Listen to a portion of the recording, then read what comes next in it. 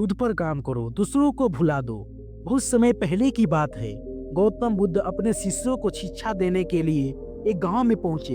एक दिन एक युवक ने उनसे पूछा, भगवान, मैं दूसरों से बहुत जल्दी परेशान हो जाता हूँ। उनके ताने, अपमान और निंदा मुझसे सहन नहीं होती। कृपया मुझे बताएं कि मैं इस समस्या से कैसे निपटूं। गौतम बुद्ध मुस्कुराए और बोले, पुत्र, मैं तुम्हें एक कहानी सुनाता हूँ। शायद इससे तुम्हें तुम्हारे प्रश्न का उत्तर मिल जाए।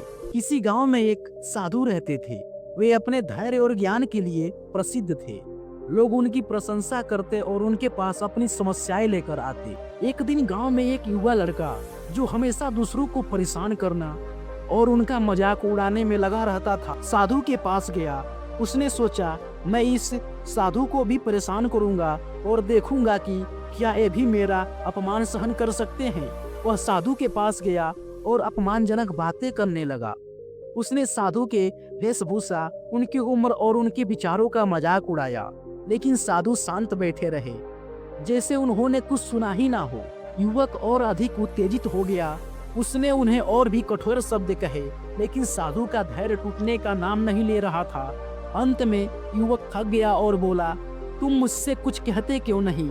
क्या मेरे शब्द तुम्हें परेशान नहीं करते? साधु ने मुस्कुराते हुए जवाब दिया, पुत्र, यदि कोई तुम्हें कोई उपहार दे और तुम इसे स्वीकार ना करो तो वह उपहार किसका रहेगा? युवक ने कहा, यदि मैं उसे स्वीकार ना करूं तो उसी व्यक्ति का रहेगा जिसने दिया था।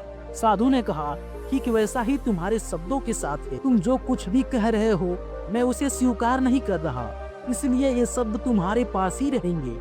मैं शांत हूँ क्योंकि मैंने तुम्हारे तानों और अपमान को अपने भीतर स्थान नहीं दिया। यह सुनकर युवक चुप हो गया। उसे अपनी गलती का एहसास हुआ। उसने साधु से क्षमा मांगी और वादा किया कि अब वह दूसरों को परेशान नहीं करेगा। बुद्ध ने उस युवक से कहा, इस कहानी से तुम क्या समझे? बुद्ध ने उस युवक से कहा, इस कहानी से तुम क्या समझे? युवक ने जवाब दिया, भगवान, मैं समझ गया कि यदि मैं दूसरों को नकारात्मक विचारों और शब्दों को अपने भीतर स्थान ना दूं, तो वो मुझे कभी परेशान नहीं कर सकते। मुझे अपने मन को शांत और मजबूत रखना होगा। बुद्ध ने कहा, ठीक कहा, हमेशा याद रखना, दूसरों के शब्द और उनके कर्म तुम्हें तब तक प्रभावित नहीं कर सकते जब तक तुम उन्हें अपने भीतर स्थान ना दो। अपना ध्यान दूसरों को बदलने में ना लगाओ, इसके बजाय अपने मन, विचारों और कर्मों पर काम करो। यही सच्चा विकास है। बुद्ध ने आगे समझाया, जब तुम दूसरों को बदलने की कोशिश करते हो तो तुम अपनी ऊर्जा और समय बर्बाद करते हो। हर व्यक्ति का जीवन, उनके अनुभव और उनके दृष्टिकोण अलग होते हैं। उन्हें बदलना तुम्हारे बस में नहीं है, लेकिन तुम खुद को बदल सकते हो।